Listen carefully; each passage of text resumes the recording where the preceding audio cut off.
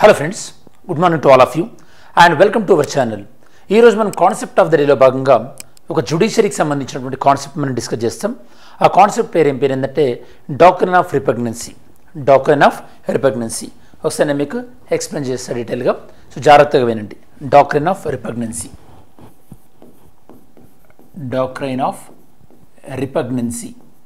Okay, repugnancy అంటే ఏంటో చూద్దాం ఒకసారి. Doctrine of repugnancy. సరే, డాక్ట్రిన్ ఆఫ్ రిపగ్నెన్సీ అంటే మెయిన్గా ఎప్పుడైనా సరే ఇది మనకి కాన్స్టిట్యూషన్లో ఉందా, ఇది మనకి ఈ నేమ్ లేకపోవచ్చు, బట్ ఈ కాన్సెప్ట్ మనకి కాన్స్టిట్యూషన్లో ఉంది ఆల్రెడీ. ఆ కాన్స్టిట్యూషన్లో మనకి ఆర్టికల్ 254లో ఉంటుంది. ఆర్టికల్ 254 దీన్ని బేస్ చేసుకుని మనకి డాక్ట్రిన్ ఆఫ్ రిపగ్నెన్సీ అనే కాన్సెప్ట్ ఎవాల్వ్ అయిందనమాట. ఓకే, సో మరి ఏంటి మన డాక్ట్రిన్ ఆఫ్ రిపగ్నెన్సీ అంటే దీనికన్నా ముందు మీకు అర్థం కావాల్సింది మీకు షెడ్యూల్ 7 అర్థం కావాలి స్టూడెంట్స్. షెడ్యూల్ 7 అనేది అర్థం కావాలి. మీకు ఐడియా ఉంటే కనుక షెడ్యూల్ 7కి సంబంధించిన ఆర్టికల్ ఎంతో కమెంట్ చేయండి. షెడ్యూల్ 7లో మనకి 3 టైప్స్ ఆఫ్ డిఫరెంట్ లిస్ట్స్ ఉంటాయి. మనకి 3 లిస్ట్స్ ఉంటాయి. Okay, union list, okay, state list దాంతోపాటు కాంకరెంట్ లిస్ట్ అని 3 ఉంటాయి షెడ్యూల్ 7లో. ఓకే, సో నార్మల్గా మనకి యూనియన్ లిస్ట్ పైన ఎవరు లా చేస్తారు? యూనియన్ లిస్ట్ పైన ఓన్లీ పార్లమెంట్ మాత్రమే లా చేస్తారు యూనియన్ లిస్ట్ పైన. మనకి స్టేట్ లిస్ట్ పైన ఓన్లీ స్టేట్ లెజిస్లేచర్, ఓకే, రాష్ట్రాల యొక్క చట్టసభలు మాత్రమే ఈ యొక్క లా చేస్తారు, స్టేట్ లెజిస్లేచర్. మన కాంకరెంట్ లిస్ట్ పైన ఎవరు లా చేస్తారు? పార్లమెంట్ లా చేస్తుంది. పార్లమెంట్ అండ్ స్టేట్ లెజిస్లేచర్ రాష్ట్రాల యొక్క చట్టసభలు కూడా ఈ యొక్క లా చేయొచ్చు. సో ఇక్కడ మనకి ఈ యొక్క డాక్ట్రిన్ ఆఫ్ రిపగ్నెన్సీ అని టచ్ అవుతుంది అనమాట. ఓకే, డాక్ట్రిన్ ఆఫ్ రిపగ్నెన్సీ ఏందన్నట్టు నార్మల్గా మనం కాంకరెంట్ లిస్ట్ పైన అంటే ఉమ్మడి జాబితా పైన పార్లమెంట్ దాంతోపాటు స్టేట్ లెజిస్లేచర్ ఇద్దరు చట్టాలు చేర్చుంటున్నాం కదా. మరి ఈ ఇద్దరు చేసినటువంటి లాస్ అంటే మనకు 2 పాసిబిలిటీ ఉండొచ్చు ఇక్కడ. ఓకే, 2 పాసిబిలిటీస్ ఉండొచ్చు. ఇవి 2 ఓకే అంటే సిమిలర్గా ఉండొచ్చు, అంటే వీటి మధ్య ఎలాంటి యొక్క కాన్ఫ్లిక్ట్ ఎలాంటి వైరుధ్యం లేకుండా ఉండొచ్చు, అంటే హార్మోనియస్ ఉండొచ్చు. ఓకే, హార్మోనియస్ అంటే వాటి మధ్యలో ఎలాంటి వైరుధ్యం లేకుండా ఉండొచ్చు. ఇది ఒక పాసిబిలిటీ. ఇంకోటి ఏంటంటే వీటి రెండింటి మధ్యలో కాన్ఫ్లిక్ట్.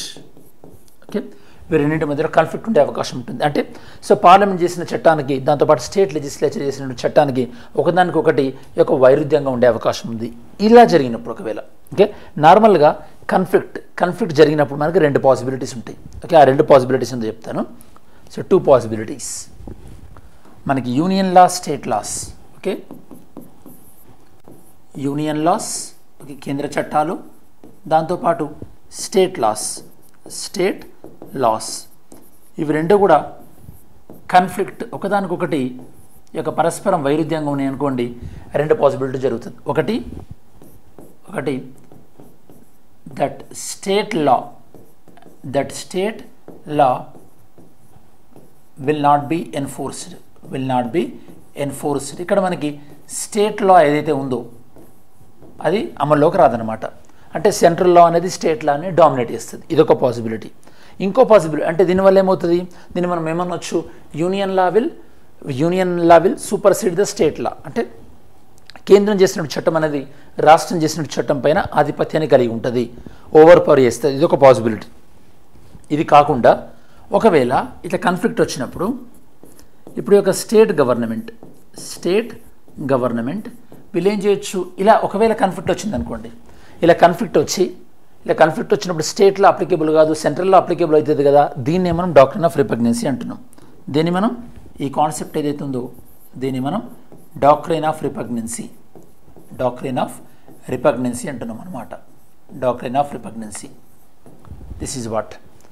సరే, ఓకే, ఇప్పుడు మీరు డాక్ట్రిన్ ఆఫ్ రిపగ్నెన్సీ అంటే central law and state law are conflicting each other అంటే వైరుధ్యంగా ఉన్నప్పుడు central law will implemented over the state law. మరి ఇలా కాకుండా ఒకవేళ ఏం చేయొచ్చు, స్టేట్ గవర్నమెంట్ ప్రెసిడెంట్ అసెంట్ తీసుకున్నారనుకోండి, రాష్ట్రపతి యొక్క ఆమోదం తీసుకున్నారనుకోండి, అప్పుడేమవుతుందంటే state law will become greater than the union law. అంటే కేంద్ర చట్టానికి రాష్ట్ర చట్టం అనేది యొక్క వైరుధ్యంగా ఉన్నప్పటికీ, కాన్ఫ్లిక్ట్గా ఉన్నప్పటికీ స్టేట్ల రాష్ట్ర చట్టం అనేది ఇంప్లిమెంట్ అవుతుంది కేంద్ర చట్టంతో వైరుధ్యంగా ఉన్నప్పటికీ కూడా. అండ్ ఇక్కడ కీ రోల్ ఎవరు ఇక్కడ? ప్రెసిడెంట్. ఎందుకు మరి ప్రెసిడెంట్కు ఉన్న అంత పవర్స్ ఏమున్నాయి? ఎందుకంటే ఇక్కడ ప్రెసిడెంట్ ఎవరి సలహా మేరకు అడ్వైజ్ ఇస్తారు? ఒక కౌన్సిల్ ఆఫ్ మినిస్టర్, మంత్రిమండలి సలహా మేరకు మాత్రమే ఈ యొక్క ప్రెసిడెంట్ వినాలే కదా, ఆర్టికల్ 74 అవునా కదా. అంటే మరి ప్రెసిడెంట్ చెప్తున్నారంటే మీనింగ్ ఏంది? యూనియన్ గవర్నమెంట్ చెప్తున్నారన్నట్టే కదా. ఆ విధంగా మనకి state law will be over greater than the union law. ఇది మనకి ఓవరాల్గా డాక్ట్రిన్ ఆఫ్ రిపగ్నెన్సీ. అంటే ఇప్పుడు మనకి డాక్ట్రిన్ ఆఫ్ రిపగ్నెన్సీ ఏదైతే ఉందో దాన్ని మనం ఓవర్కమ్ చేయొచ్చు అన్నట్టు కదా. ఎస్, చేయొచ్చు అన్నట్టు. దీనికి సంబంధించినటువంటి ల్యాండ్ మార్క్ జడ్జిమెంట్ మనకి M Karunanidhi versus union of India. M Karunanidhi versus union of India, ఇది మనకి ల్యాండ్ మార్క్ జడ్జిమెంట్. ఓకే, దాంతోపాటు సో మనకి ఈ డాక్ట్రిన్ ఏదైతే ఉందో doctrine of repugnancy recent example చెప్తాను ఒకసారి మీకు. రీసెంట్గా మనకి Uttarakhand government, okay, Uttarakhand government ఏం చేసిందంటే ఈ యొక్క UCC, uniform civil code, UCC పైన లా చేసింది. లా చేసిన తర్వాత అంటే ఉత్తరాఖండ్ గవర్నమెంట్ చేసిన యూసీసీ లా ఏదైతే ఉందో అంటే లైక్ హిందూ మతం లేదా ముస్లిం మతం అంటే అందరి మతాలకి అన్ని సమానంగా ఉండాలన్నారు కదా. ఇది సెంట్రల్ లెవెల్లో ఇలాంటిది ఉందా? లేదు. అంటే ఇది యూసీసీ అనేది మనకి కాంకరెంట్ లిస్ట్ అన్నమాట. అంటే మ్యారేజ్, డైవర్స్ ఇవన్నీ కూడా కాంకరెంట్ లిస్ట్ కదా. అంటే మరి యూసీసీ అనేది సెంట్రల్లో ఉన్న చట్టాలకి అగనెస్ట్గా ఉంది కదా, సెంట్రల్ లెవెల్లో యూసీసీ లేదు కదా. అంటే ఉత్తరాఖండ్ గవర్నమెంట్ చేసినటువంటి లా ఏదైతే ఉందో అది యూనియన్ లా ఏదైతే ఉందో దానికి అగనెస్ట్గానే ఉంది కదా. కాబట్టి రీసెంట్గా మీరు న్యూస్లో వినుంటారు, ఈ యొక్క ఉత్తరాఖండ్ గవర్నమెంట్ ఏం చేసింది, వాళ్ళు యూసీసీ పాస్ చేసిన తర్వాత వాళ్ళు ఏం చేశారు, మళ్ళీ ప్రెసిడెంట్ దగ్గర నుంచి ప్రెసిడెంట్ యాక్సెప్టెన్స్ తీసుకొచ్చుకున్నారు. ప్రెసిడెంట్ అసెంట్ అనేది వచ్చిందనమాట. ఓకే, మీకు చెప్తాను. ఓకే, సో ఇక మీరు చూసినట్టయితే కనుక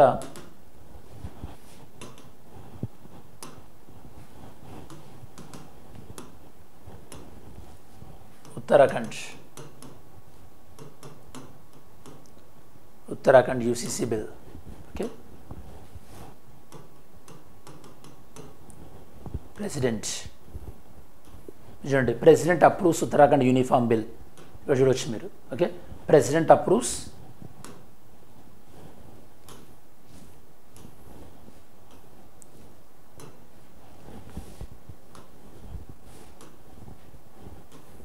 Uttarakhand uniform civil code. This is president approval. ఎందుకు ఇలా ప్రెసిడెంట్ అప్రూవల్ తీసుకోవాల్సి వచ్చింది? ఎందుకు తీసుకోవాల్సి వచ్చిందంటే నేను మీకు ఇందాక మీకు చెప్పినటువంటి కాన్సెప్ట్. అందుకోసం మీకు ఈ కాన్సెప్చువల్ క్లారిటీ ఉంటే కరెంట్ అఫైర్స్ కూడా ఈజీగా అర్థమవుతాయి. సరే, మనం ఈ వీడియోని క్లోజ్ చేసే కన్నా ముందు ఈ వీడియోలో మనం ఏం కాన్సెప్ట్ డిస్కస్ చేసాం?